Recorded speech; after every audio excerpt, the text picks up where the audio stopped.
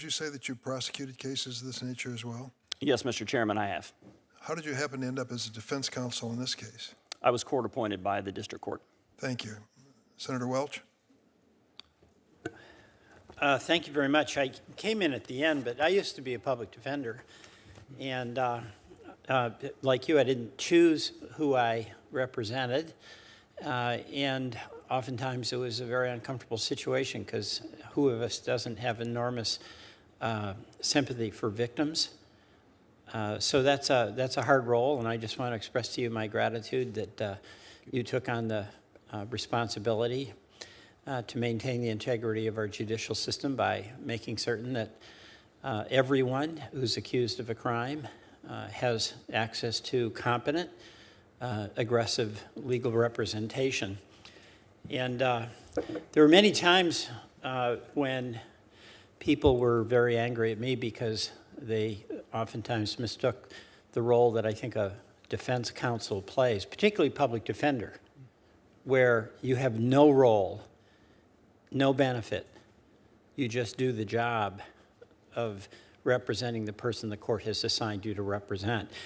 So I want to express to you my gratitude. By the way, Mr. Chairman, I'm extremely concerned about the proposed cuts to the federal defender budget. We cannot have a judicial system that doesn't have very competent public defenders to represent people and uphold the integrity of the judicial system. So my hope is that colleagues on the committee will be very supportive of making certain that the federal defender budget is absolutely solid to make certain that the integrity of the judicial process with vigorous prosecution and vigorous defense is upheld. But Mr. Federico, you've been asked by Senator Hawley about recommendations.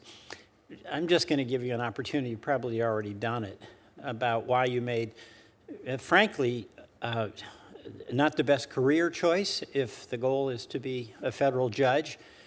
This is not the chosen path, the proven path. Very proud of Justice Ketanji Brown.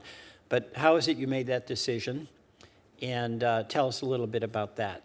Senator, thank you for giving me the opportunity to speak about public defenders. And I also want to say how much I appreciate your remarks about the public defender budget. I know that's been an issue within our organization, and I know there are a lot of people who will thank you for that position. Senator, as you noted and yourself have the experience, being a public defender is a challenging but yet rewarding job as a lawyer.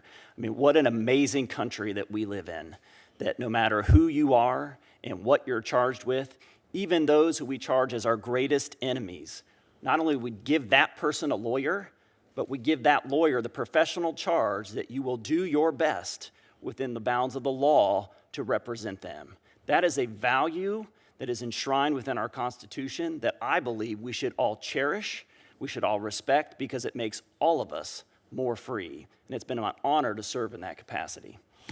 And just to answer the question often asked to me, how do you think when you change your role from being a public defender to being a judge, you can be fair and impartial, because the responsibility of the judge is obviously completely different than the responsibility of either the prosecutor or the defense attorney, public defender? Yes, Senator, I completely agree. The role of an advocate is different than that of a judge. I've been a prosecutor, I've been an appellate defense lawyer, a defender, and also, of course, a military judge. So I've had that experience already. I understand the differences between representing a client's interests in compared with being a neutral decider of issues that are brought before you on the court. And as a circuit judge, reviewing records of cases on appeal in a neutral, unbiased way, doing my very level best to decide the case based upon the record, facts, and the written law, and I pledge to do my best in that regard. Okay, well, I want to thank you very much, Mr. Federico.